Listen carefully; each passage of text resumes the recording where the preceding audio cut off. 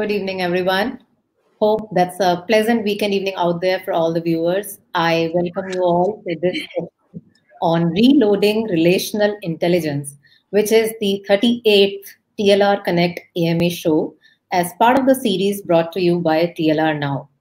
I am Dr. Preeti. I am a management professional, columnist, trainer, amateur painter, blogger, and I'm based in Muscat presently. TLR Now is a niche in coaching, training, and mentoring service provider, which is based out of Pune in India. And they have chapters in Sri Lanka, Bhutan, Nepal, Oman, and they're expanding.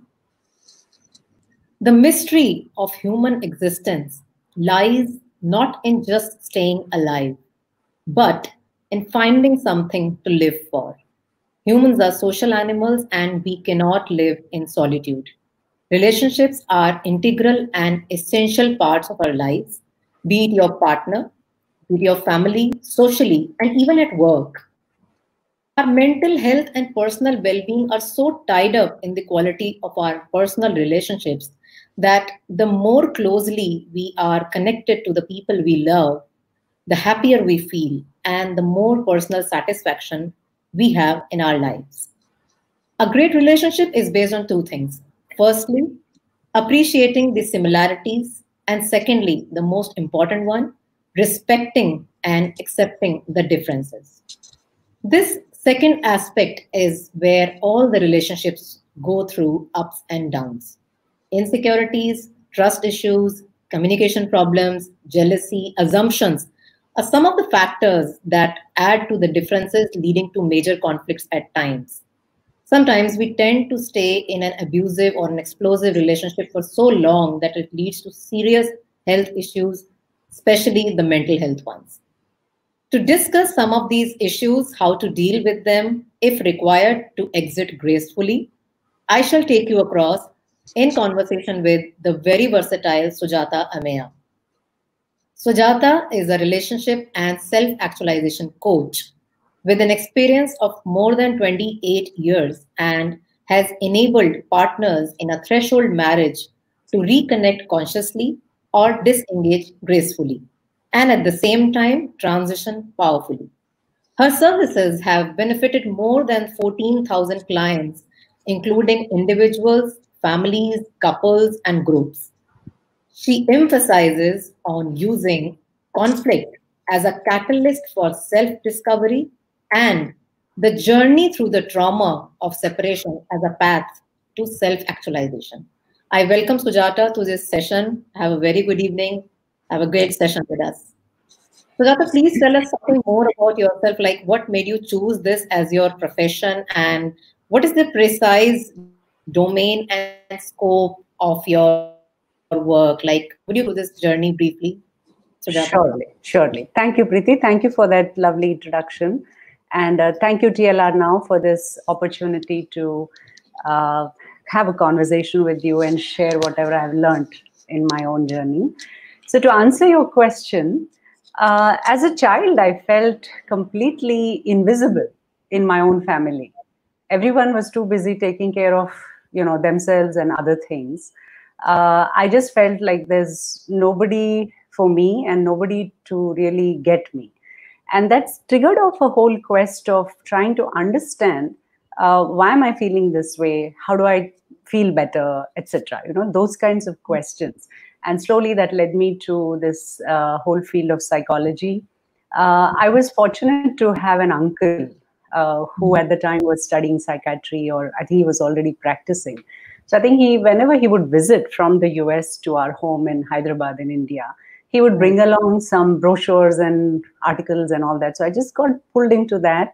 And today I feel, looking back at my journey, this is it. I was meant to do this. And I was just guided. I think I was very fortunate to be guided along in the right way by the right people at the right time.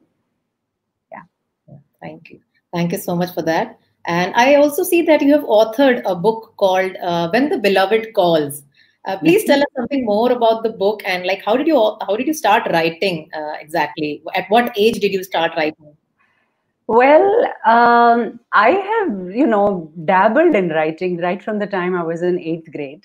including I was learning French, so I can claim to say I've written some itsy bitsy poetry even in French. But then it kind of went into the back burner for a long time. This book actually has to do with a recent experience. This is to do with what you believe is about falling in love with someone with whom you actually cannot take it forward. Your love is real, you feel it very strongly, but the other person, for various reasons, whether due to their own commitments or the geographical distance or whatever the reasons are, that thing does not have a path forward in the normal way. Where you meet, you hang out, you date, you spend time, and then you maybe live together, and then think that this is life, this is it. So what do you do with that? What do you do with that intense feeling that you have for someone, which you call love, and then along with that equally intense feeling of longing, just really longing to be with that person, to be in the presence of that person. So I was caught in a journey like that about 5 years ago, and it just spontaneously happened that when I would tune in to how intensely I was feeling those things, those words just came out, and I started penning down those poems. And just very randomly, I used to post them on Facebook. Never thought that I would publish that book. Then on my friends list, there was... That's poetry? Beg your pardon? That's poetry? Yes, that's poetry. The book is of poems. Yes, it's not a psychology or relationship book. Well, it can be used to understand deep relationships, but it's poetry. So then in my friends list, there was this editor who edited the book for me from Envision Earth Media, which is the house that published it. He kept pursuing. He said, these poems are very sweet, very intense. He said, they remind me of Rumi. I'm like, I haven't even heard of Rumi. At that time, I hadn't, I have to confess. But he was very persistent, and I'm glad that he did that, and I eventually yielded, and then we got the book out. So last year, June 19, what do you call that? The electronic version of it came out, the Kindle and the PDF. And in September last year, the print version has come out. I really appreciate this media house for offering the print on demand version, where they don't print and stock to be kind to the trees and the use of paper. But the India version, we have a paperback available. Yes. So that's how that book came about. So it basically is a bunch of poems, and it also shares my journey about the ups and downs of, what happens when you fall in love and you don't know what to do with that love. You can't take it anywhere, as they say.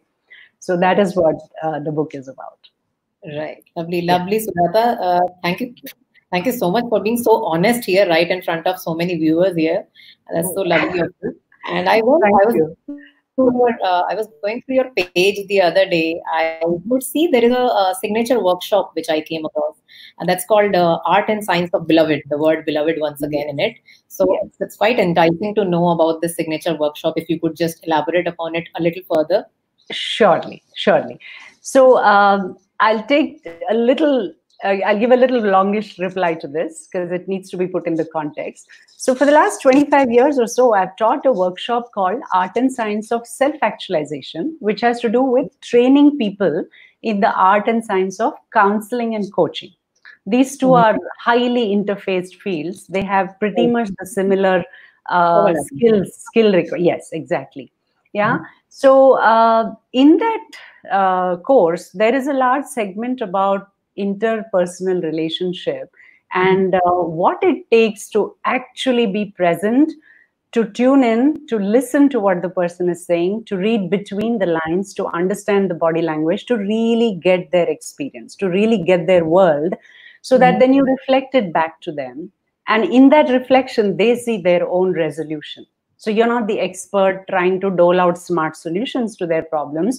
You are enabling them by listening to them, by granting them your undivided attention and the skill of what I call skillfully doing nothing. Yeah, it's a high art, right? So that was the course. So then what happened, we have more than 300 alumni from that course, and many of whom are practicing counselors. Many are also practicing active coaches. But then it turned out that in the last 10 to 15 years, the way my practice tilted, it became more and more and more about couples, relationships, marriages, strife and discord and a lot of stuff. So that gave me the idea that, at the rate I work, one client every hour, few hours a day, few hours a week, this is not going to help. So that's how I designed it's a portion from that course actually. That one is called The Art and Science of the Beloved. This has to do with, so people can join this without even sharing their real name. Yeah, they can come alone, they can come with a partner, it doesn't matter. And they're guided through a bunch of activities which evokes in them what is it they're doing or what is it that they're failing to do in their intimate relationship, which is causing them to experience it in that way and how they can change it. Yeah, that's at a basic level. It also tells them if their relationship or themselves, they require a psychotherapeutic intervention to spruce it up even better, even a little more better. So pre-corona, this was a physical workshop. We would have 20, 24 people in a space, and for 2 days we would go through it. Right now, I have just tried to translate all of those online, and I'm going to be announcing the workshop hopefully within the next month. And yeah, so let's see how that goes off. Thank you. That's lovely. Like you rightly said, that it is not about what we are doing in the relationship. It's more about what we are not doing in that relationship. So that would matter. Both. Yes, both actually. Yes. Yes. So Sujata, now I shall take you to the main segment of the conversation. I'll take the discussion forward, and I would request you to talk about what are the kinds of issues and the problems which people or individuals or couples or families, they are generally facing, and for which they seek consultation and counseling for, especially in your practice. Certainly. So if we can have the first slide here, Preeti, I can quickly go through that. So as I said, in the last 15 years, my practice from being a very generalist, all issues kind of approach has largely concentrated 90% of it on relationship issues. So if you see the star-shaped picture there, we start with number one, which is dating and premarital issues, which then, if you follow the arrow, they take you to issues in cohabitation and marriage. Then if you come down, after people get married, there are certain cases where people end up stepping out of the marital boundary for a bunch of reasons.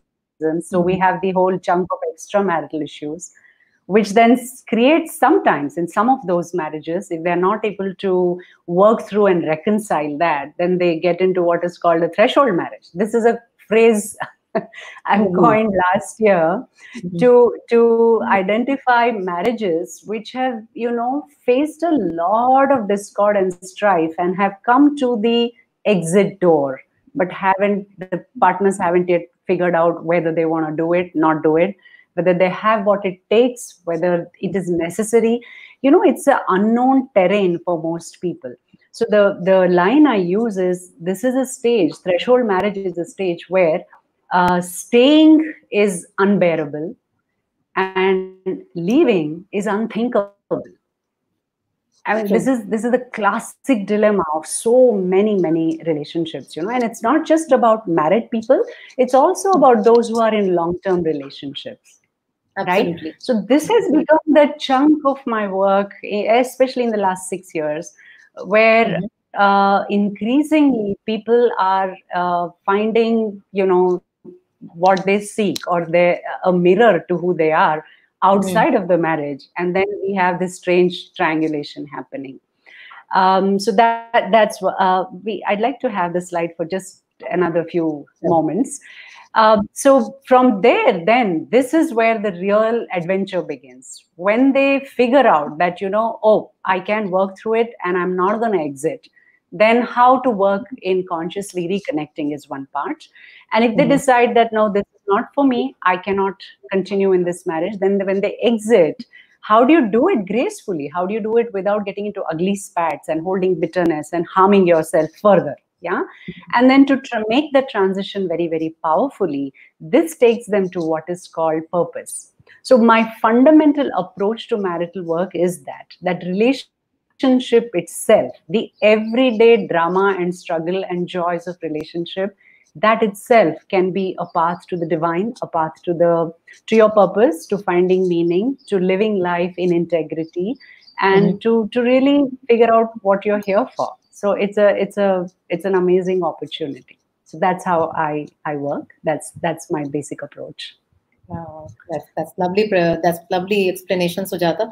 Thank you for this slide also. And I hear these two terms often nowadays. The terms like transpersonal and integrative approach to psychotherapy. So for a layman, I mean, it's difficult for us to understand.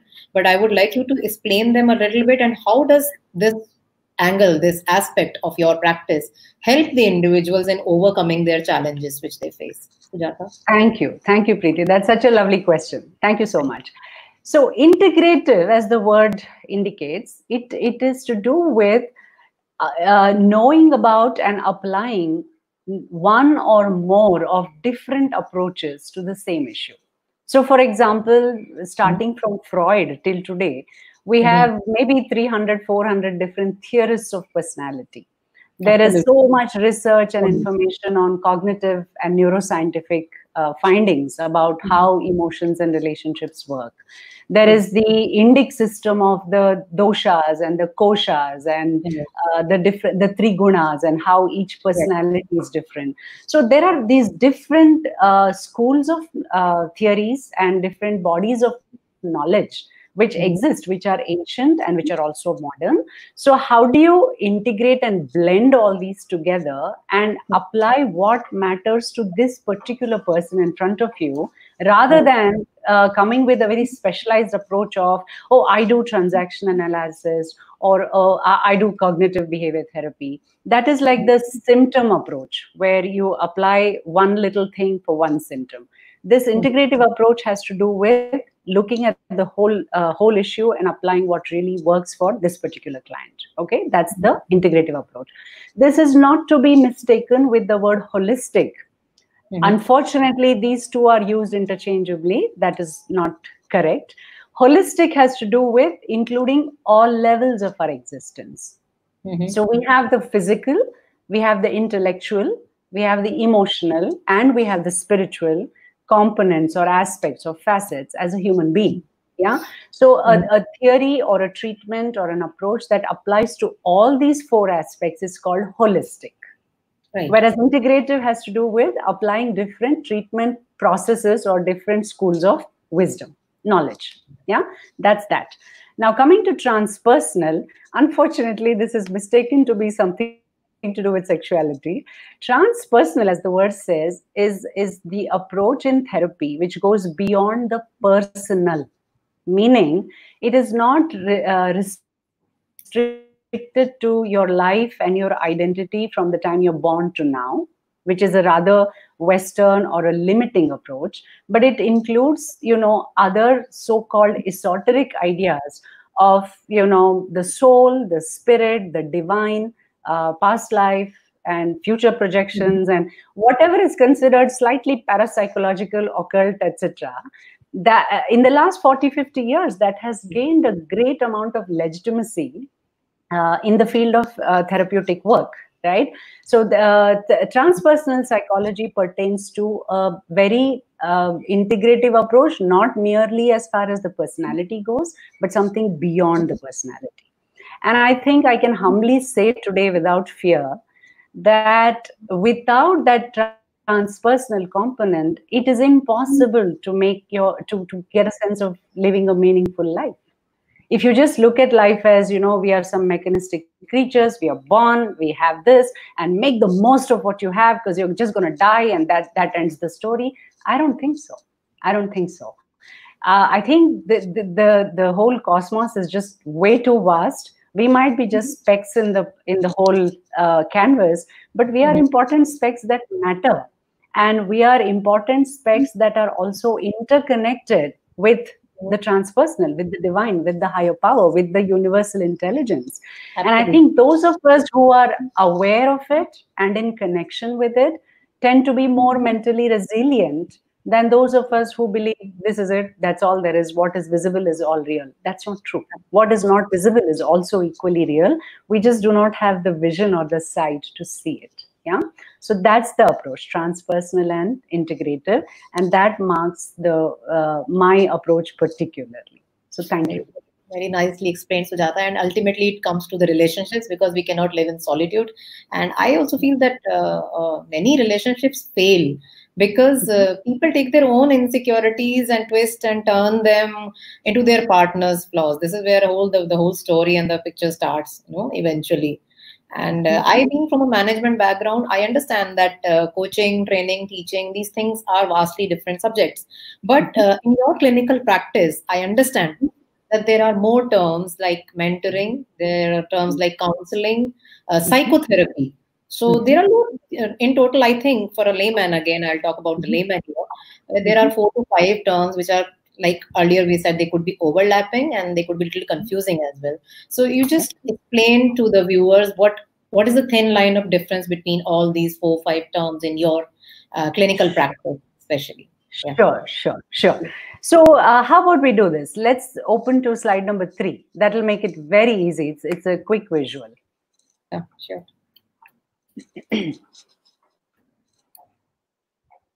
All right. So if you see the horizontal axis, it talks about the extent of biographical and trauma work that you involve in or that you engage in as a professional. Okay. And if you see the vertical axis, that talks about the extent of your engagement with the client. So let's say you're a mentor, a leader, or a therapist, or whatever you are, whatever your profession is. You plot yourself on the vertical axis, and the depth of work you do with the client is plotted on the horizontal axis.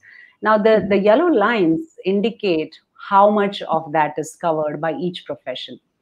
So if you see teaching, you engage with the client quite a bit, but you don't go into biographical and trauma work at all. Not much. I mean, maybe once in a while the teacher can have a conversation with the child or the student, but not really. So increasingly, the amount of depth work you do. Now, when I say biographical and trauma work, let me also clarify that I think coaching, counseling also goes into quite a bit of biographical work, but that is mainly to do with the conscious mind. Right? Okay. Psychotherapy, on the other hand, also goes into the subconscious, unconscious, which is where the actual software of what's going on is put. So I'm sure all of us have experienced this thing of, you know better, but you do a little different from what you know, right? So I know I shouldn't yell at my child, but something takes over and I get into a rage, right? So that is because there's something in the subconscious which is overriding your frontal brain, your intelligent brain, what it is saying versus this one. So, that has to do mainly with our own unprocessed traumas from childhood. And when I say trauma, I'm not necessarily referring to, the kind of extreme cases of war and torture and accident and those kind of things. That is a whole other planet. I'm talking about the normal everyday living experience of all families, where in fact I have a very radical statement to make. Parenting, psychological trauma is inbuilt in parenting. And it doesn't matter whether you're from the East or the West, or you're Hindu or a Muslim, you're a white or a black or a brown. It doesn't matter. The way we parent our children, the way this process of socialization occurs, the violation of the person's space and boundary is inbuilt. Some families are refined enough to do it gently and nicely. Some families are not. But that single-handedly causes the same kind of trauma that actual hitting and beating and those kind of things cause. So all those unprocessed things are sitting in your unconscious. So psychotherapy addresses all of those as well. And in this especially, the integrative approach is very, very important because you need to really see which part is working according to which framework, because all these different theories and approaches are frameworks. They give you a way to understand the context of what has happened, and they also provide different lenses to look through and understand different, deeper elements of what is happening there. Yeah. So I hope that answers your question. And I think every case to case, I think the therapy would be probably combining these 2, 3 elements, or all 5 of them, are probably just concentrating on one. I'm assuming, right? Depending on the case to case, right? Like somewhere only psychotherapy, Very true. only Very counseling. true. That's case to case, probably. So Yeah, case to case, and needing depending on the depth of the issues involved. See, for some things you don't need to get into psychotherapy at all. You can be happy with mentoring and coaching, and sometimes counseling is enough. Sometimes therapy is necessary. Just listening out. So, yes. In fact, the listening part, probably there's no one need to listen to the person, and they just come to you and share it out with you, and pour their heart out. Probably that would be doing the 50% of the job, probably. So, right? So let me say this. You've brought up a very important point. So listening is crucial to any kind of healing, no doubt. Okay. However, I want to really say that listening is necessary but not sufficient. You need to do more than merely listen. So let me put it this way. Whenever their heart is heavy and their mind is burdened, people usually seek out their close friends, their relatives, or a sibling, or someone, or a spouse sometimes, and they do unburden periodically. They do have that access. But when they are actually coming to you for therapy, that means something else is going on, or something deeper is going on. So listening is critical, it's necessary, but it's not sufficient. You need to then take them through the treatment processes or the healing processes for them to really come out of that, to really, move on from wherever they are stuck. But when somebody listens to you, probably, you are also hinting that you are willing to help out. So that gives a big solace to the, affected person. Sorry, Sujata, I missed a question here. We could have taken it up in the beginning only. It's a viewer wants to know that in your field, how can someone get trained or qualified? I think they're talking about the education part of how to become clinical practitioner, probably. Yeah. So there are different paths to this. Okay.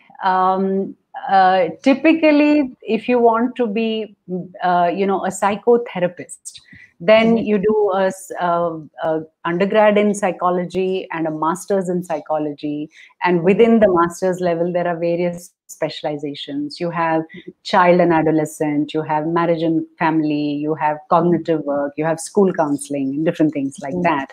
You can specialize that way. There is also something called clinical psychology, which actually trains you pretty much on par with psychiatry, although since you do not have a medical background, a medical degree, you will not be prescribing medications for those illnesses, but you will play a very important supportive role in healing of severe mental illnesses, right? So that's called clinical psychology. Now, if someone is very serious in pursuing this as a lifetime career, I would highly recommend that you go on for doing a master's or even an MPhil in clinical psychology, so that when you meet someone, you can discern whether what they're doing is behavioral and psychological only, or it also has an organic psychiatric basis, right? The manifestations look the same. A quick example will illustrate this. There are people who will come to say, oh my God, he loves me so much. He's so possessive, he never lets me stay beyond 9 o'clock here. And this is good stuff. In the sense, you feel that, very proud that you matter so much to your spouse, which is great.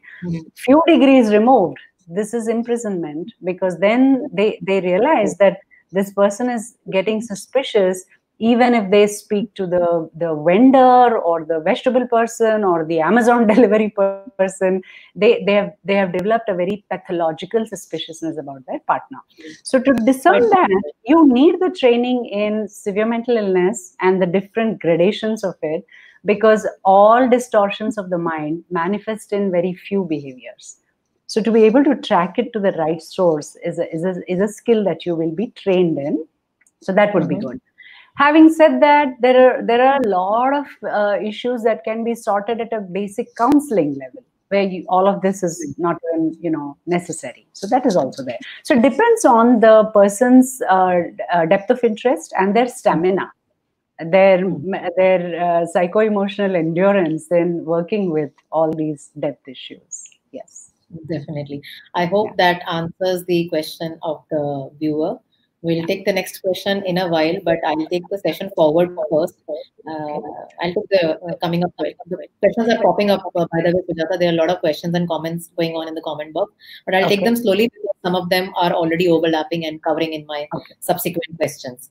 So you had a fairly long innings as a therapist, like 28 years dealing with people, all sorts of people. 14,000 clients is a huge number, I must say. So what changes, like in so many years of this, the graph of your work you've seen in the society? What kind of changes you have seen in the society? And we as Indians, like especially talking about we as Indians, how open and willing are we Indians to seek help and counseling and therapy, because probably of the angle that stigma, that social stigma or something. I mean, your understanding I'm trying to say. I got it.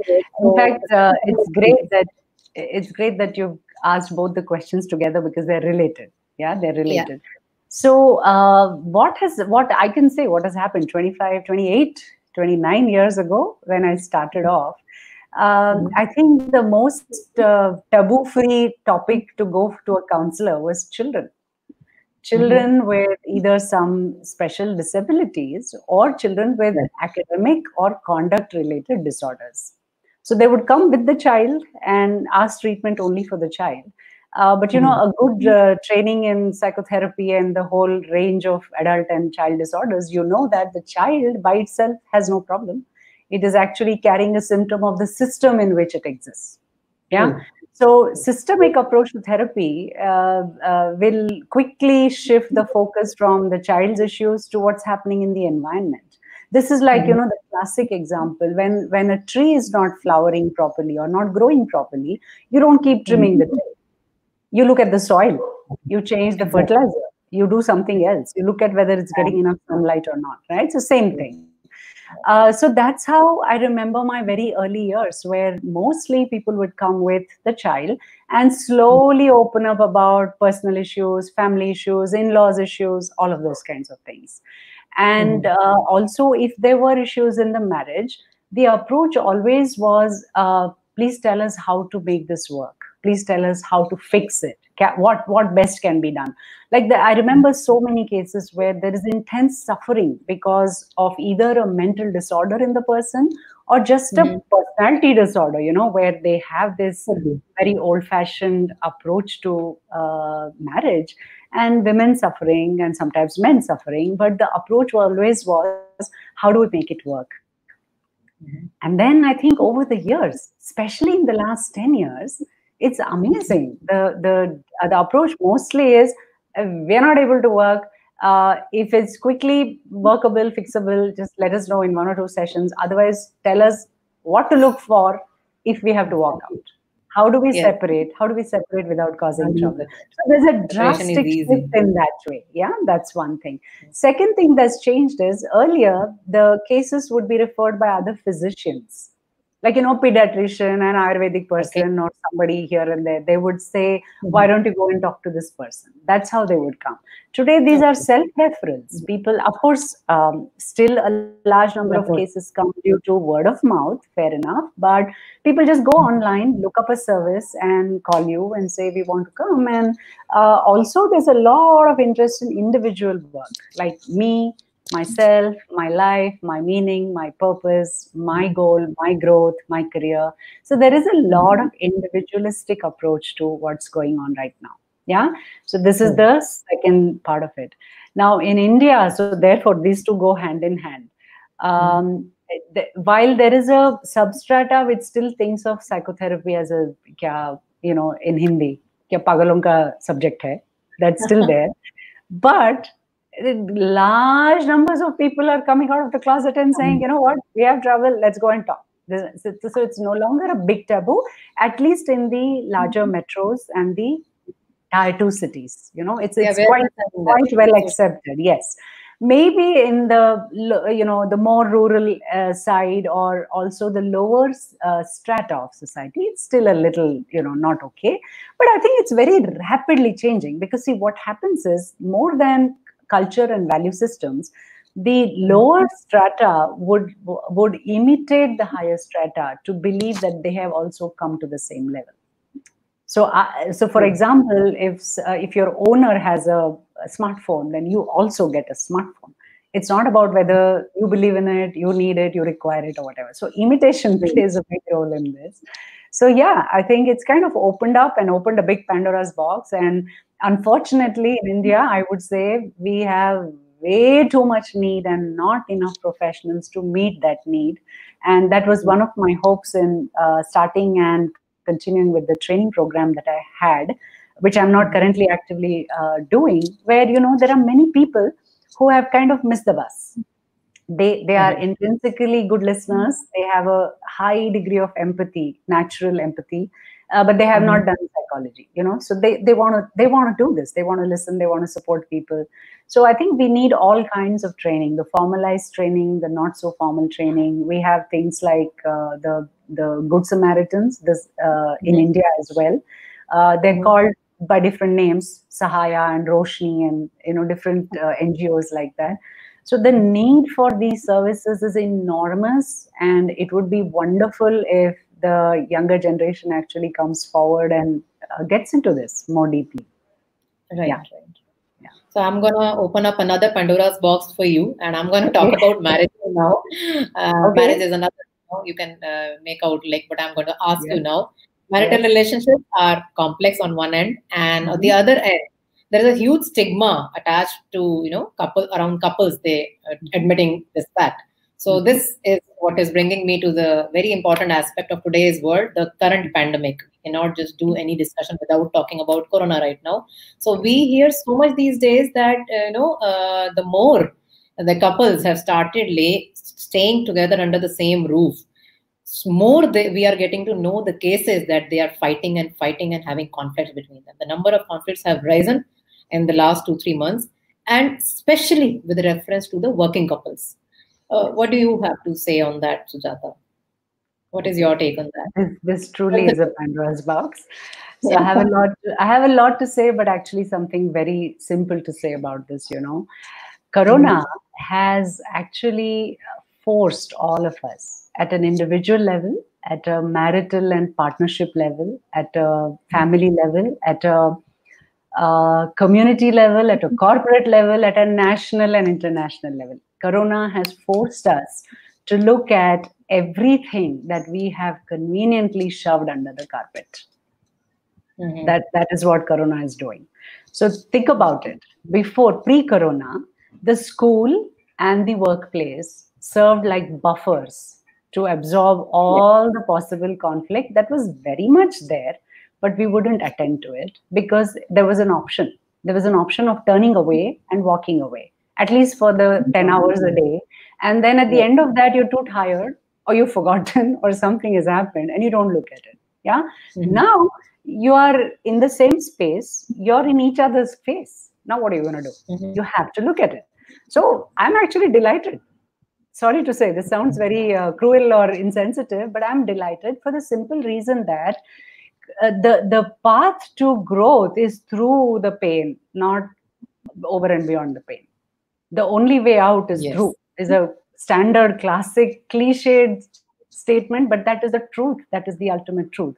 So whatever you run away and walk away from will meet you ahead on the same path that you're walking away from. Yeah. So there's no point. So yes, therefore, what has happened, of course, there are a lot of unfortunate things also that are happening in terms of increased domestic violence. Yeah. And just a lot of strife. So it's unfortunate, it's painful. But I'm also talking about the large majority where all of this is not happening. It has just brought them face to face with whatever is there in the relationship or whatever was missing in the relationship. Can they look at it? Can they see it together? Can they explore it together? Can they understand it? Then can they work on it? And it is an unbelievable opportunity to actually deepen whatever your relationship is, including with yourself. when did you get such forced alone time? Never in our lives, right? Yeah. So even with yourself, how much time do you spend with yourself? What is the quality of your own self-talk? How do you relate to yourself? What do you do with yourself? All of these things. So I believe it's really brought out a great opportunity. And I think in handling this, it might be helpful to really understand this is a model that I've evolved over the years of my work, what I call the table model of marital stability and vitality. So I think it's on slide number 4, Preeti. If you can open that one. So please note that I say marital stability and at the same time also vitality. So it's almost like this is the treatment and this is also the maintenance, both. Yeah. So let's go quickly over this table. Let's start with the bottom left, which is the first leg of a good functional marriage, which is physical compatibility. By that, I do not mainly refer to sexual intimacy only. That's a part of it, of course. Physical compatibility has to do with how comfortable are you in your own skin in the physical presence of the other, of your partner. So this could be, not just spending time in the room, not just being with each other, but overall, when the person is near you and next to you, how at ease are you? Do you lounge on the same sofa? Do you hang out on the same bed? Do you pillow fight? Do you pinch? Do you hug? Do you touch? All of that comes into the same bathroom, everything. Physical comfort with the other person. Yeah, that's what it is. The second leg is the top right, which is financial security. This again doesn't have to do with having a certain X amount of money in the bank. This has to do with how the couple individually and together relates to wealth, relates to abundance, relates to prosperity. What is their relationship with wealth, money, spending, living, lifestyle, all of those things? What is the basic thing there? So as long as both of them have a sense that we are doing okay and we will continue to do okay, we have a good, a fair amount of security, a nest egg or whatever, then that tends to, create a certain stability in the relationship. Yeah. The third one is the bottom right, which is values and worldview. Now, this is a big one, right? What this means is, actually, if you see any conflict, when you really distill it down to what is the bottom line there, it is always a conflict in values. So a classic example, if you're from Hyderabad, you'll know this. There's a school called Vidyaranya. And there's a school that has come up more recently, which is, let's say, an Oak Ridge or a Chirek or one of these IB kind of international schools, right? Parents, so usually this values worldview conflict is slightly under the carpet for a longer time. Once the children come, it becomes a big thing, right? So I get a lot of couples coming and asking, which school should we put the child to?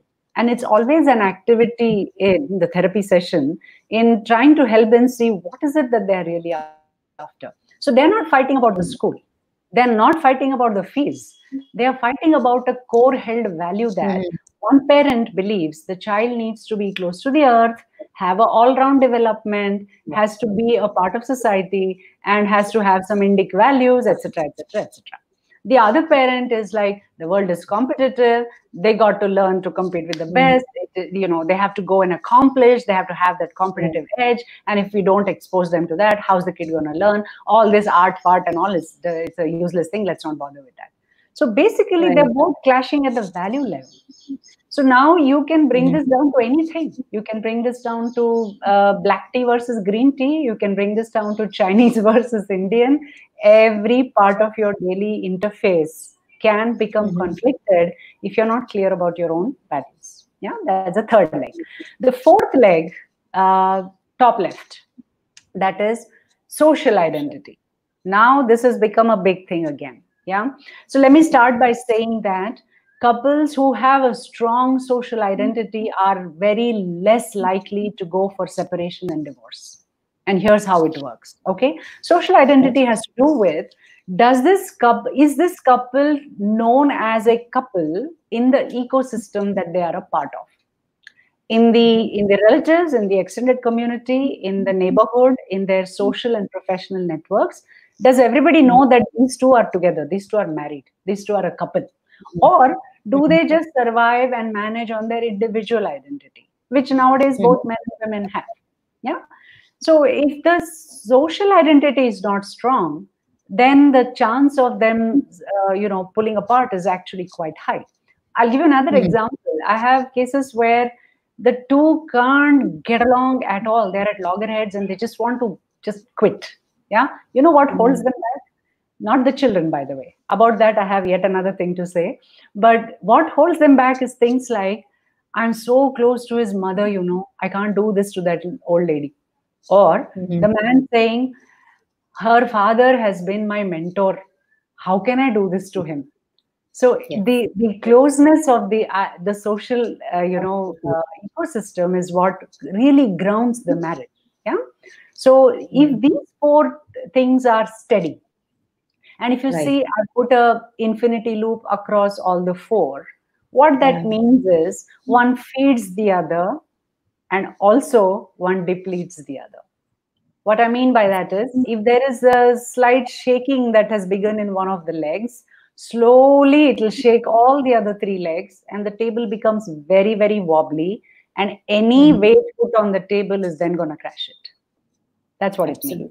Similarly, when one is strong, it tends to feed the other three as well, and the whole table is like really, really strong.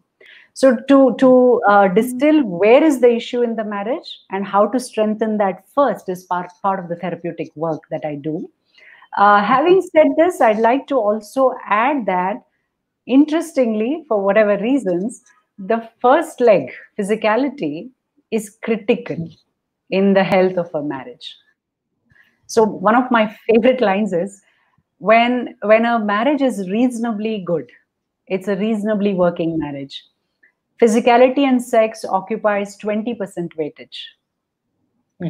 But when sex is a problem, either because there is insufficiency or lack of satisfaction, or there is a problem in that area, some medical issue or whatever, in that case, sex then contaminates the whole relationship. When there is sex, it is one small piece. When it is not there, it becomes the whole piece. Yeah. So this is the whole deal about how marriages work. And if you can identify which corner or which of the legs is looking, the screws become loose, it can be fixed at a interpersonal level between the couple themselves many a times if they have a reasonably good communication still going on. But sometimes there is just such a break in communication, they need a third party to mediate and help them sort it out. Yeah, absolutely. Yeah, very beautifully presented this table, Sujata. I'll take the slide from you later after the show. I like to keep it with me as a good reminder all the time. And I just before the session, I was just going through a few quotes here and there regarding this issue. I just read a very beautiful thing here. A strong relationship requires choosing to love each other in the times when you are struggling to like each other. If you want a relationship that looks and feels like that it is the most amazing thing on the earth, then you need to treat it like as it is the most amazing thing on earth, like, simple law of attraction. And this is what I just wanted to add to what you added to your 4 legs. So thank you, Sujata. Thank you so much for that. And I would move on now. Another aspect of marriage only, like another sensitive issue, I must say here. In an intimate relationship or marriage, whatever the case, to what extent should one adjust? And how does one recognize that the relationship is probably going abusive or toxic? Like, how do we get to know, and what is the time, like, no, now I need to stop, I need to quit? How do we go about it, Sujata? Yeah, you've asked a very, very important question and a very deep one. I hope I can do justice to this in the little time that we have. So I think the discernment between forgiving and continuing to work and continuing to, like you said just now, choosing to love the person, the discernment between that and being constantly taken for granted, walked over, and abused is a very, very important one. And this has a lot to do with two things. One is the individual sense of personal space and boundary, and the impact of social conditioning, which is part of the patriarchal system that we are all a part of. Whether people agree, disagree, they want to argue, it's okay. The fact is, marriage, by its very nature, is an institution of patriarchy. That's another radical statement I want to make right there. And the entire globe is struggling with the various implications of what patriarchy means. Patriarchy is not about man is superior, woman is inferior. Patriarchy simply means the masculine qualities are always given priority over the feminine qualities. That's all. So in a workshop, when I usually ask people, can you give a list of masculine qualities? They will say things like determination, strength, accomplishment, achievement, courage, bravery, blah, blah, blah. And if you say, can you give examples of feminine qualities? They will say tolerance, patience, gentleness, love, affection, caring, etc.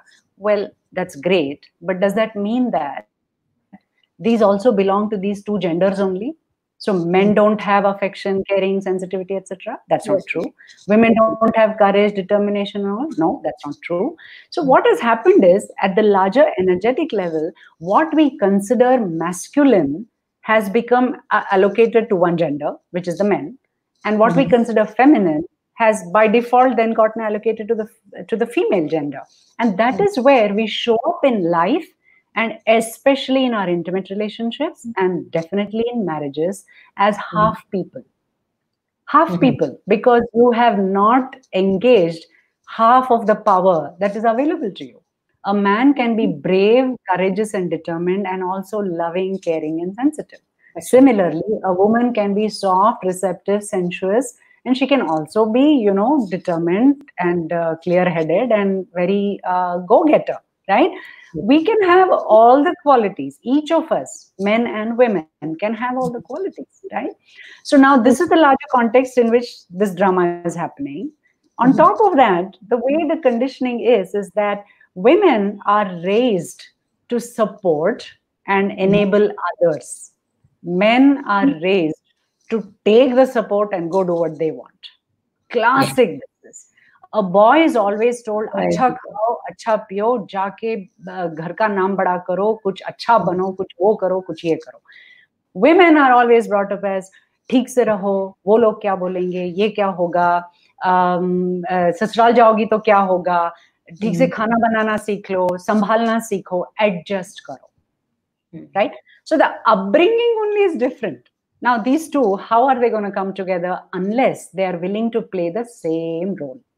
Now today, we don't want to play the same role. We want everything, right? So hence we are having also a lot of clashes in the marital system.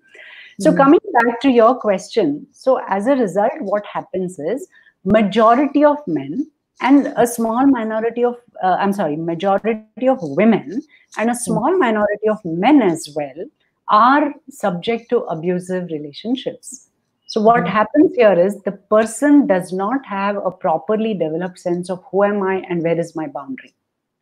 So for example, if I'm not okay to be intimate with the person tonight, saying no in my head is equated to being a bad wife. Or in my head, saying no, I'm not in a mood to go with you shopping today is equated with a bad husband, let's say. When those things are there, you're not able to be true to what you're feeling. You're not able to navigate and negotiate and say ki aaj nahi kal ya whatever, right? Then you're constantly adjusting, adapting. And typically these people end up in partnerships with abusive people, where they approach the relationship with entitlement. They're not approaching in an engaging way. They're approaching with entitlement. So I say it's a statement I always make, it's a cosmic joke, marriage. I'll tell you why. Whether you say you got married due to love, you fell in love, it's an arranged marriage, it's a cyber marriage, it's a neighbor marriage, it's a broker marriage, it doesn't matter. It doesn't matter how you found your partner. Your demons and your skeletons will come out and dance. And therefore, it's a brilliant opportunity for self-discovery, for personal growth, for mutual growth, and for finding the divine, actually. You know, so I hope that answers it. This is a big topic, Preeti. It requires a very different depth. Sensitive one and a detailed one. Like, we can always talk about abuses and, explosive and, abuse, toxic relationship sometime later. And I think, like Mahatma Gandhi also said that nobody can hurt me without my permission. But yes, with the adversity and every adversity, with every adversity and every trial, there comes an opportunity to, like you also said, that there is an opportunity to grow stronger. You can take it as a catalyst and grow stronger and learn from the circumstances. Sujata, I'll interrupt you here with a few comments here. A lot of people are liking the topic. They are saying that's a much needed topic. Interesting conversation, just to get our tempo going. Interesting conversation. The presentation is nice. And we have a few questions, if you would allow me to take them in between here. Sure. Okay, so we have Mr. Gajesh ji, who wants to know that, is social media adding to the extent and intensity of issues? Like just now we talked about this abusive thing also. So I think with reference to that, probably some clarity. All right. So then on this also, I have a very radical thing to say. Nothing causes anything. Social media only highlights and magnifies what is already happening. So I would not blame social media at all. It is the same as before this, we blamed the television. Before that, we blamed sports. Before that, we blamed something else, right? So I don't think any of these things by and of themselves cause or aggravate anything. They simply highlight and magnify whatever is already happening in the system, right? So what has happened at a very basic level, for example, instead of being present in my own body and in my own life and in my own experiential awareness, my whole focus has shifted on my image. Right? So instead of enjoying the walk and really breathing in the lovely fresh air and looking at the birds, I'm busy taking pictures because I have to post them on Facebook or wherever, right? So this is something that has happened. We have put more emphasis on the image rather than the experience. Social media is supporting that. That's all. So it is not the cause of anything. It is aggravating stuff that is already happening. It's a pressure. It's a pressure. Yes. And there are a few more comments. Very aptly explained each and every aspect of relationships. Super, do a continuing series. It's brilliant. It's very nice. And there is one more question I missed in between. Miss Geeta, I believe the comment has gone up now. Miss Geeta wanted to know that HR professionals can become relationship coaches. How can they be trained in relationship coaching? For HR professionals, he's asking, Okay. So as I said in the previous slide, there's a good amount of interface between coaching and counseling, and a little bit also with psychotherapy. And as a specialized area of work, certainly this can be done. So online right now, there are a few schools and things like Coursera, Udemy, etc., which offer these different kinds of relationship coaching skills. But be careful about, there are two broad schools of approach in this, okay? So one is the behavioral and symptomatic approach, where they talk about how do you relate to the other gender, how do you express your needs, how do you ask for what you want, and how do you the classic newspaper and magazine articles, how do you know if your man is into you, how do you make him like you, things like that, which are fine, which are okay, but they're not, again, as I say, they're not sufficient, they're not enough, in the sense, if a person is actually thinking of finding a professional, setting up an appointment, making time, paying fees, and going and sitting in front of them for an hour or 10 hours, depending on how many sessions are required, there is something deeper, no? It is not a small cosmetic thing of how do I learn to talk better or how do I groom better. It is deeper. Now, what is deeper? this is a very important thing I want to say, although the context is different. Here is what is deeper. Your marital relationship is a replica, is a Xerox copy of your own parents' marriage, either in the same position or in the flipped position. Okay, so let me repeat that.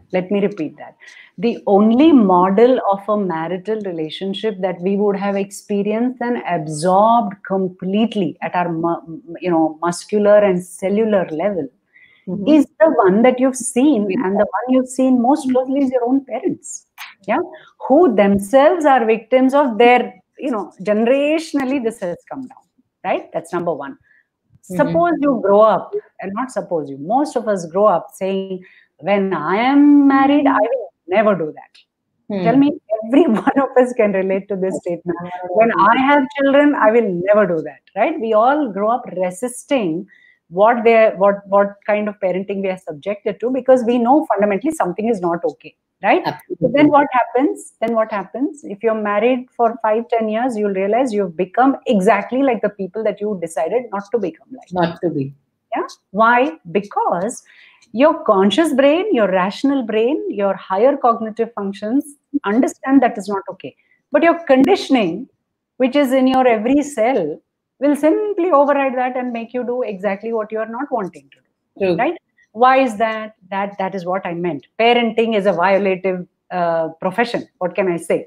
It does create things of guilt and shame and inadequacy and self-esteem and so many things. So sufficient amount of depth work and depth knowledge has to be a part of all relationship coaching for you to make a deep and lasting impact. Right. If you just want to make them feel better and send them home, that is okay, you can do that. But I think you really want to make an impact, make a difference, then depth work is important. And for that, right now, I hope to start the training soon enough, as I said at the beginning of the course. But abroad, there are, I think, 2 schools. There's at least definitely one school that I'm very, very much aware of, and this is someone I deeply respect and regard. This is a psychotherapist by name Terence Real, Terry Real. TerryReal.com, I think, is his website, where he actually trains people in what he calls relational life therapy, which is which I just very recently discovered a few months ago, which is incredibly, unbelievably so aligned with the way I work as well. My approach is called wholesome relationship therapy. It's spelled as WHOLESUM. Okay. Is the sum of the parts and the whole of it, the wholesome relationship therapy. Yeah. But I'm going to be announcing the training soon. And the only thing is this, I repeatedly get calls from Indians residing abroad, whether it's Asian countries or the Americas, saying they want an appointment. And I always tell them, why do you want to deal with this time zone issues? Why don't you find someone local there? And the one standard answer is culture. They say those people will never get what it is what are we dealing with. They will not understand. So we want to talk to someone who is culturally rooted in all these things. At the same time, they're not even interested in people giving them advice, which is the big no-no in counseling and therapy, giving advice. Yeah, because advice means you know better than them. But the fact is, they are the expert in their life. A really good therapist is the one who can ask questions in such a way that they find their own answers. Yeah, so that's it. So I hope, Geeta, that answers your question. Yeah, Geeta has expressed it out that she's saying that it's a beautiful reply to my question and precisely what she was thinking. She thanks you for this reply. Wonderful. Thank you. Thank you. So I'll move on now. Again, I've got a lot of comments there. They are liking, they are appreciating your replies. There probably there are hints of having another session on similar lines probably, and the ones which we are not able to talk about in detail. So I'm hoping something will be there soon. So I'll take you further, Sujata. I have another sensitive matter at hand. Very sensitive, according to me specifically. Like, it's been there in my head also. Women, we are able to cry. and it is cathartic to us. It is, we can vent out, we can cry, we can shout, we can throw things, and we can argue, and we can have anything, and then we feel better. But men do not cry. So they do not cry, they do not reach out, they do not express themselves like the way we do. And like, especially like we hear these news these days, a celebrity committing suicide, and because lack of communication, nobody to reach out to. A very, very sad state of affairs, I must say, the kind of news which we are hearing these days. So my concern is about men in general. Like, they do not express out, they do not cry, they do not speak out. So how can they reach out, and how can they express themselves better, Sujata? Okay. Oh my God, you've touched yet another Pandora's box here. I'll have And, another question, but you'll have to give me some time to answer this, because there's a big one. Okay. So Yeah. this is what I was referring to when I said there is this impact of patriarchy. This is one of the most tragic impact of patriarchy. Meaning, when boys are brought up in the way they are brought up, they are taught to disconnect from emotionality to prove that they are man enough. True. Absolutely. Small 2-year-old boys are told, not just by their fathers, the women are equally victims of the same patriarchy, even by their mothers. क्या लड़की जैसे रो रहे हो? Exactly. So for me to gain admittance into the club of manhood, I have to disconnect from my emotionality. Yeah, this is one tragedy. Now, what has happened for the women, on the other hand? So this is another statement I make a lot, right? Today, in the last 30 to 50 years, I think all of us are expecting from marriage what an entire village used to provide. Yes. Seriously, we are turning to that one person to meet all our needs. Initially, in the olden days, if a man could go out and hunt and go out and work and bring home something, provide and protect, it was good enough. He was a great husband, right? Similarly, if a woman could bear children and look after them and look after the family, it was a wonderful lady. And they had a very happening marriage. That was all there was to marriage. And look at what we are doing now. We want love. We want sensuality, we want chemistry, we want spiritual growth, we want upliftment, we want intimacy, we want everything in this one single relationship. It's under tremendous strain, right? So we have men on one hand disconnected from their feminine and their emotionality, and then we have women on the other hand disconnected from their sorority, meaning we would have sakhis, we would have girlfriends, we would have bhabis and nanas and the whole, women in the family and the extended circle to whom we would go and yak and talk and laugh and cry and do everything. We didn't need the men to be so emotionally available for us. So the women have got disconnected from the social support system for their emotional needs, and the men have no ability, have no training, have no capacity to be emotionally available. Now, I can be emotionally available to you if I am familiar with the emotional terrain and the landscape of my own inner space. So if I have grown up acting like it doesn't exist, I don't have emotionality, how the hell am I going to support you? It's impossible. So now what happens? This is the classic presentation in my clinic, okay? The man and the woman, they come, they sit, they start talking, and the woman is all weeping. And the man is unbelievably uncomfortable, almost apologetic that she is crying. Right? Yes. And then as we have the dialogue, the one standard statement I've heard again and again and again is, I can get her whatever she wants. If she can just tell me what she wants and do it. She starts crying, then I don't know what to do. So it is intimidating to a man to see the tears in a woman. Whereas for a woman, if you can simply wipe off my tear, you're my lifetime hero.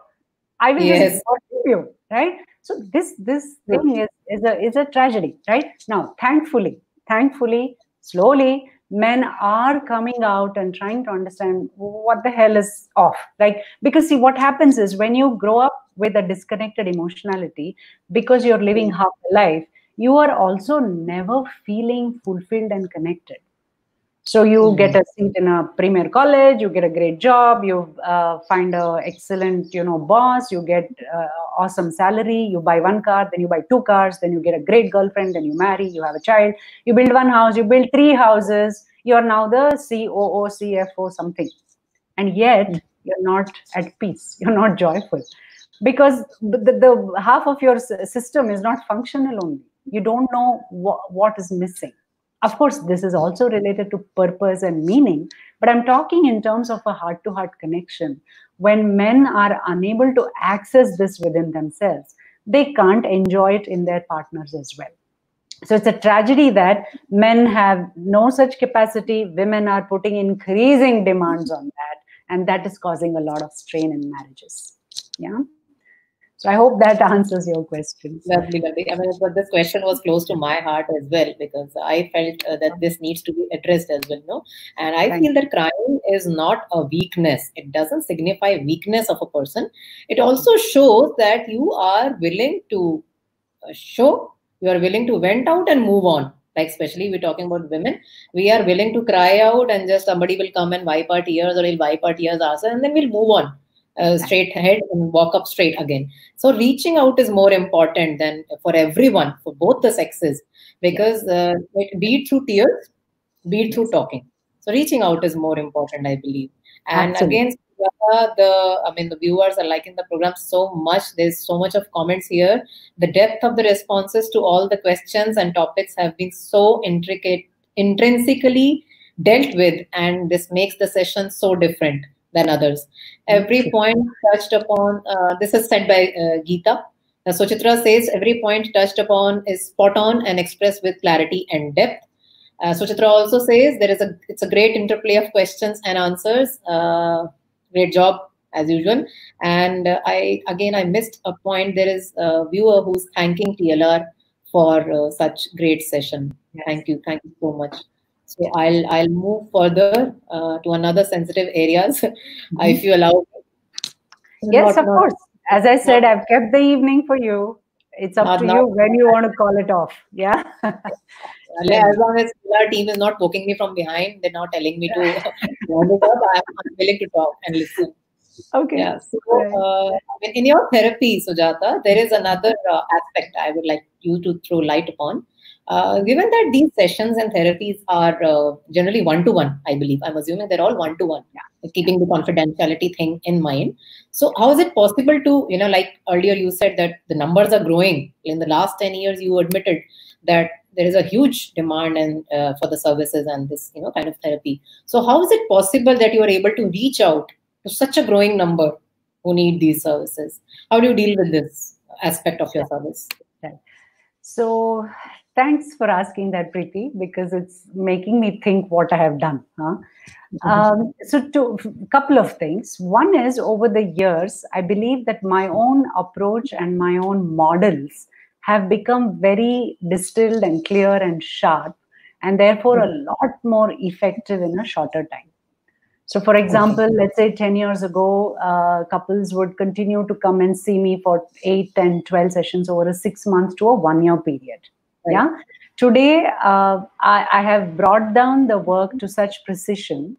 So I've shared 1 or 2 models. I think we can talk about maybe another 1 or 2 before we close today. But I have a whole bunch of models that immediately you just put the template on the matter and you know what is the issue and you go straight there like a laser, right? So that has allowed me to bring down the number of sessions required to not more than 6 at a time. Yeah. So they may come back 2 years later with something else that's different, but for now. So that's one thing that has happened. The other thing is, which is why I am offering this workshop. It's a 2-day workshop in physical presence, but online, I think it's going to be, I don't know, like a 1.5 into 8, whatever number of hours, that 12 hours or something of modules, every weekend or something like that, which is an experiential thing. So if you have enough space in front of your camera, you can stand up and do some of those activities, and it creates that insight, that awareness about, oh, so this is what I do with my partner. And then you can self-correct. So the reason I offered this workshop is so that 2 things. One is it reaches more people, but also it reaches them before problem begins or before the problem aggravates, where they need to go and meet a therapist, but they can manage on their own. And thirdly, as they say, inshallah, I'm hoping to have my book out by next September. This book is about relationships and couples and intimacy and what goes into it, what can eat it up, and how to work with it, etc. Yeah. So I hope that itself can be, it's both a reading and a workbook kind of a approach, where for everything, every chapter, there are worksheets that the person can individually do or they can do as a couple, and they can get a lot of insights into what's happening for themselves. And over and above that, if they still need some deeper work, like some trauma work or some letting go of some past, skeletons, then of course they can reach professionals. But it's more like a maintenance and preventive approach that I would like to take. Yeah. So thanks for asking that question. Lovely, Sujata. I'll take the question further forward, the same question which I asked, like again coming to the pandemic. Okay. In the current scenario, there's so much of technology and online and digital platforms available for each one of us to, reach out and connect. But the personal touch is missing, I believe, Sujata.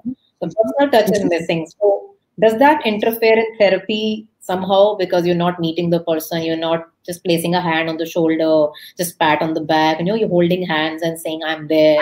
Those kind of things are probably missing. Like again, my views, just an extension to the question. So is the personal missing component interfering with the therapy at all? Now, I'm glad you're asking this. This is important. Okay. So here's the thing. First off, let me tell you, at least the Western traditional model of psychotherapy, one of the professional ethics is thou shalt not touch the client. Okay. Yeah. So at the most, you may shake hands or you can just do a namaste. And even if they're like, breaking down or whatever, you don't actually go and touch them or pat them on their shoulder or say, hush, hush, it's okay. Yeah. Partly because of some ethical considerations, but also because, see, when I'm in that state of breakdown, if I'm allowed to complete that process, something shifts internally. If I'm thwarted by given a tissue or saying, don't worry, don't cry, it'll be okay, then that process is half done. So it takes a tremendous amount of endurance for another's pain to be a psychotherapist. Please understand. This is for those who ask the question about training. Yeah. If you have a need to rush and console, you can actually interrupt and interfere with the therapeutic process. Okay. So that is one part. Now, coming to your question of the personal touch, see, it is actually client dependent. There are some clients who insist that they have to meet you, although it is not necessary. Yeah. Some will say video calls is okay. Some will say, no, I don't like video. I only want a phone call. Now, it doesn't matter actually, because the connect is not happening in that way because of the physical presence, but because of the energetic connect. Because they are in tune with each other, there is something paralogical or paraphysical where the subject object are in such a deep in-tuned connection with each other that it doesn't matter whether, like right now, you and I are talking. This is as good as you were sitting in my drawing room across a sofa and we were chatting, isn't it? It does. I don't believe it really makes sense. However, there are certain processes, especially those of us who do body work, which is a whole other school of sub-school of therapeutic work within psychotherapy, where you do, place your hands in certain way on the client or have them go into certain postures or have them make certain movements. In that case, it would be great if the person is in front of you. But as I said earlier, if they have enough space in front of their camera, you can instruct them to do it and you can see what they're doing, and then that can then take the process forward. So I don't believe technology is actually limitation, not at all, as long as you have a functional laptop and you're not scared of touching it, like I used to be some time ago. Yes. So basically, it's not much of a deterrent. I mean, yes, because it's not. The kind of times we are living in, forgetting the disease, I'm talking about the kind of normal we are living in these days. I think this is going to be a normal for many years to come. So probably this will be yes. for at least a couple of years, I think it's going to be tricky to travel or meet or, yeah. I understand. Traveling would be totally out, and then this digital and talking to the white light coming out of the camera would be the in thing, I'm sure. So yes, so Yeah. I'll just move on to towards the end of the session. There is another comment here from Brigadier Jayant Tiwari. He says it's a great session going on. Thank you so much, Sujata and TLR. And here I would talk about marriages once again. How can eventually, finally, we talk about marriages again and again, and how can a couple make a relationship or a marriage stronger and happier? Sujata, okay. Please. Okay. Right. Okay. So good question you've asked. There are two parts to this answer. Okay. So to make something better and strong, you have to understand how it works and where mistakes are happening. Right. So therefore, I'd like to throw a little light on what conflict is, and then we can talk about how to repair it. Yeah. So I'd like you to show the slide number 5. Yeah. Sure. This is another model that I work with, and it always unfailingly clicks to the person. So we have to understand that, first of all, relationship, like the seasons on earth, is a cyclical process. It is not one thing. It's not just dynamic, it is cyclical. Meaning, let's start here. If you look at the bottom right quadrant of that donut, you have the word connection. This is the space or stage or phase in a relationship where you feel deeply connected, you have this chemistry, you feel very compatible. And if you're dating, you feel, yeah, this is the person I want to be with, this is it, this is the one, etc. Or even in married couples, married for many years, some of the days or weeks where you just feel, I'm in such a great place with this great partner. Yeah, that's a space of connection. Top right is conflict. I don't have to explain what conflict is. We already spoke about the main cause of conflict, which is value clashes, right? Now, after conflict, there are 2 more stages on the left.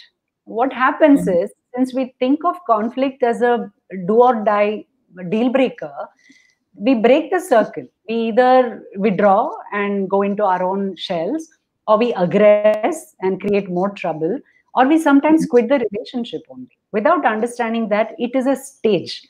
And if you follow the infinity loop, from the top right conflict quadrant, you come down to the chrysalis quadrant, which is bottom left. What is a chrysalis? It's a cocoon. You know, the pupa that spins a thing around itself with its own saliva and gets inside that hidden tight thing called a cocoon. That's a chrysalis.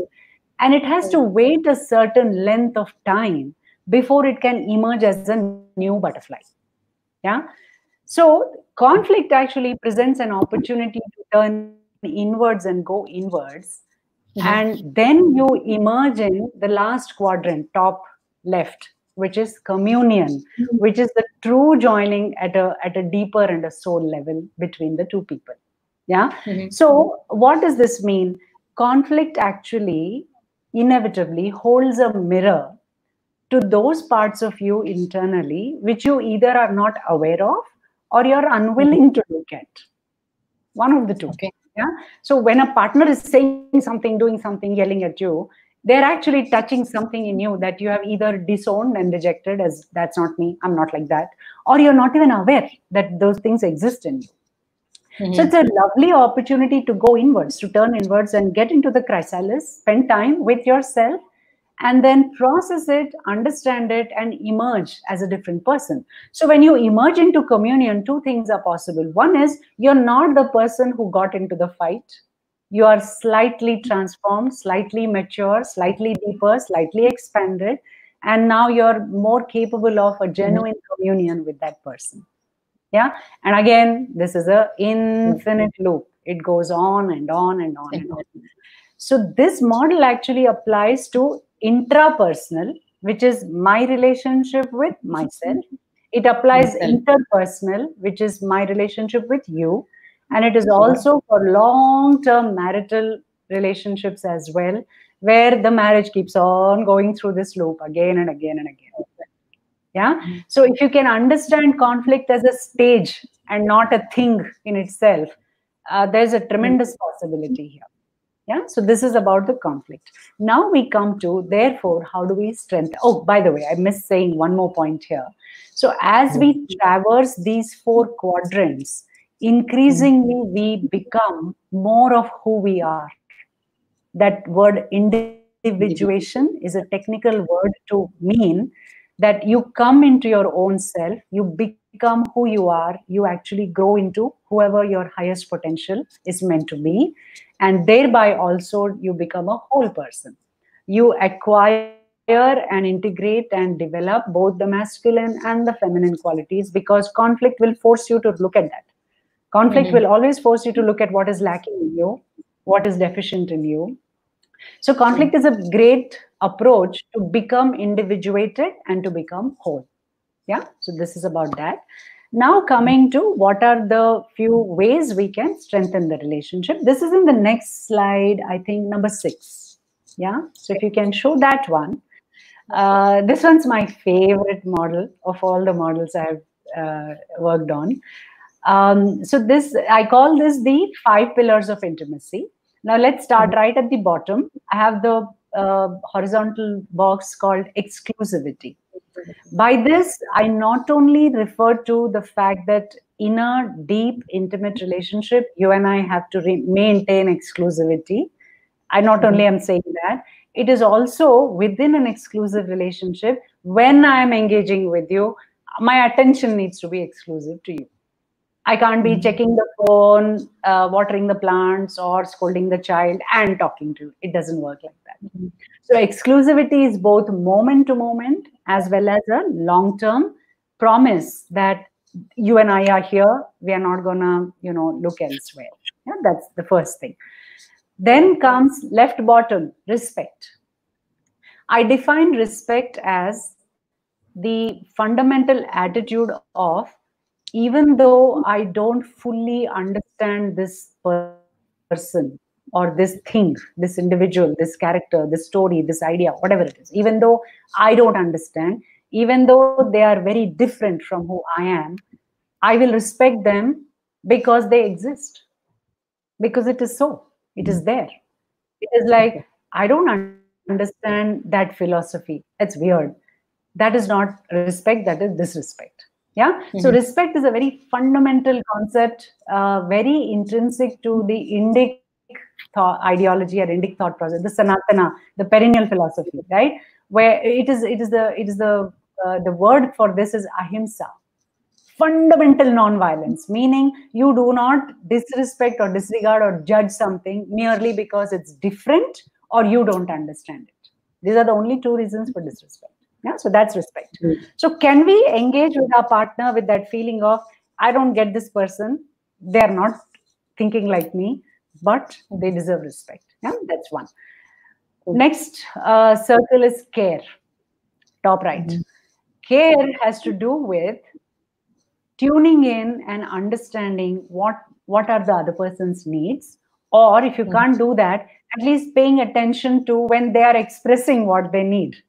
Yeah, and then proceeding to fulfill it to the extent that you can. Now here there's a caveat. We need to have a distinction between what is a need, what is a desire or a want or a preference, and what is an entitlement. Needs and wants can be met and negotiated. There's no problem. Like, I need you to be home with me at least by 10 in the night. That's fine. That's understandable.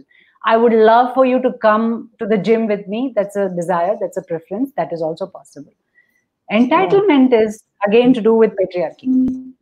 But as a wife, aren't you supposed to do that? But as a husband, look at what he's doing. Why are you not doing?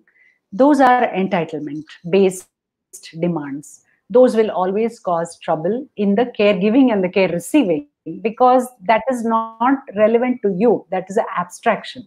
What a wife is supposed to do is an abstraction. Right now, what you need is a reality.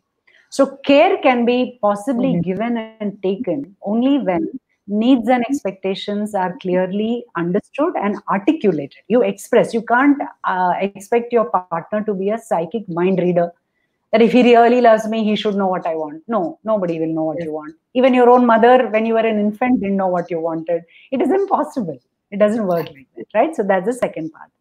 Then we come to the third pillar, which is bottom right, which is trust. Trust is very simply defined as the congruence between speech and behavior. That's it. Nothing more, nothing less. I'm not talking here about extreme situations of betrayal and cheating and pathological lying. Of course, that will derail trust in a nanosecond. I'm not talking about that. I'm talking about if I say something to you and I don't live up to it, I am debiting trust from your account. It's not going to be easy to rebuild it if I do it repeatedly. So maintaining congruence between what you say, what you mean, and what you do, that is trust. So the more you do that, the more naturally I will rely on you. I will trust you. I will depend on you. Yeah, that's trust. And the last pillar is the top left, that is commitment. Commitment today is understood slightly differently. It is mistaken to be exclusivity, but that's not. Exclusivity is different. That is, we are here with each other. Commitment is about no matter what shows up in our relationship, we are committed to being here together to look at it and to understand and resolve it. So we will play as partners on the same side of the net and not become adversaries on the opposite side of the net. That is commitment. It is that statement, the biblical statement of for better or for worse, till death do us part. That is what commitment is. It is not about staying mad or being with the same person. It is about no matter what we encounter on our path, we will look at it together. Yeah, that is what commitment is. And once again, this one also has the infinity loop going through it. So yes, each one reinforces the other. Each one can begin to deplete the other if it is not nurtured and nourished on a daily basis. So when you are about to engage with your partner, if you can take a deep breath and ask yourself, am I giving exclusive attention? Am I listening without judgment? And can I really deliver what they're asking for, the care component? Can I keep up my word, the promise, that's the trust component? And can I assure them that I'm with them, I'm not against them? That's the commitment component. Yes. So you do this inner check before you engage with your partner. Hopefully 9 out of 10 times the conversations will go well and the relationship will strengthen. No doubt about that. Absolutely. So beautifully explained by you, Sujata. Seriously, I mean, and here we have a beautiful comment by Mr. Sanjay, who says that what an amazing session. We'd like to listen to more. Guess a session for every big and deep question, like individual questions for individual questions. And Ms. Geeta is also back here with a big comment. She's saying that Sujata is definitely great on relationship quotient, and we deserve to listen to her expertise again. So every explanation with diagrams is so deeply studied. We request another session, please, so that I hope TLR team is making a note of this. But yes, we are already 1.5 hours into the session. But yes, I would like to move now towards the end of the session, coming to the most critical part of the whole idea behind this. Before we close, Sujata, I would like you to please share few everyday actionable tips with our viewers to enjoy better relationships in life. And any specifically, you'll talk about any upcoming workshops are you going to conduct in near future? Like, I'm sure a lot of viewers must be interested in some of them or all of them. So please elaborate on few workshops that you have. Yeah, thank you. Sure. So I think the previous slide has pretty much explained what actionable things we can do when we engage with our partner. To that, I would just like to add one thing. This is one favorite line of mine. You can belong fully and securely to someone or in a relationship only when you belong fully and securely with yourself. Okay? Loneliness is not the absence of companionship. Loneliness is the inability to be fully who you are, even to yourself. That is what loneliness is, right? So these two things are very critical to having a good relationship. Can you be first a friend to yourself? Can you give company to your own loneliness? Can you really delve deep into understanding with wonder and with curiosity. Who am I? Who am I? Who's this amazing, extraordinary person right here with whom I spend 24/7 from the time I'm born till the time it is to leave this earth?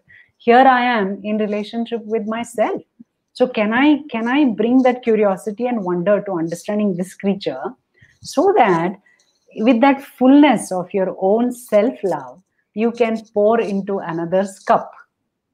If you don't refill your own cup on a daily basis, it's difficult to really love anyone else at all. It becomes very transactional. So that would be the last parting tip I would give. And to answer your question on workshops, as I've said earlier also in the session, hopefully very soon I would be announcing the Train the Trainer, that is for professionals, the course on how to lead and facilitate the workshop itself, the art and science of the beloved. That is for the professionals. And for the lay people, anyone can attend. Anyone can attend the workshop itself. That also I will be announcing very shortly. And to find out all these things, you can of course follow me on my social media. The name is Sujata Ameya everywhere, so there's no guessing required there. I also have a website called inner-horizons.com, INNER-HORIZONS.com. You have to bear with me and pardon the slightly shoddy pages there. It is under review currently. It's getting reconstructed. But the information is there, and we do update it as and when something is to be announced. So I'm on Instagram, I'm on Facebook, I'm on LinkedIn, and I'm also available on email, ameyasujata@gmail.com. You can send your query, and I'd be happy to have you on the database. And as soon as the workshops are announced, you will be informed about it. So as participants, I think that's going to happen sooner. The trainer workshop may take till at least November, because there are other issues there. We need to assess the suitability of the applications and all of that. Yeah. So, yeah. Thank you so much, Sujata. That's so enlightening and so much of revelation for me as well. I mean, we've been through this since more than 90 minutes now, and it feels like going on and on. But yes, we have to wind up at one point. So brilliantly answered and brilliantly taken up by you, so beautifully explained, and so with such patience you are handling everything. Such commendable job you've done today, Sujata. Thank you so much. And I would just take the session to the conclusion now. Like as Swami Vivekananda said, that relationships are more important than life, but it is more important to have life in those relationships. Hoping the viewers had an enriching session. I thank Sujata for her time and providing the viewers with some very valuable inputs and suggestions for better relationships. I would like to say goodbye by saying that any relationship is a teamwork. You have to tell each other, whatever you lack, I got you. We will balance each other out. If there are minor setback, we'll make a major comeback. If there is a bad day, we'll try to make the evenings better. You need support, I'll be there for you as your backbone. And as long as you appreciate me and remain consistent with me, you don't have to ever doubt my loyalty. And you got me, I got us. So shukran, and thank you so much everyone for watching the show. And it's such a beautifully done session by Sujata. Once again, thank you so much. Have a good night and a great weekend ahead. Stay home, stay safe. Wishing you all beautiful bonding with the ones you love and the ones who mean the most to you. Thank you so much once again. Thank you. Thank you.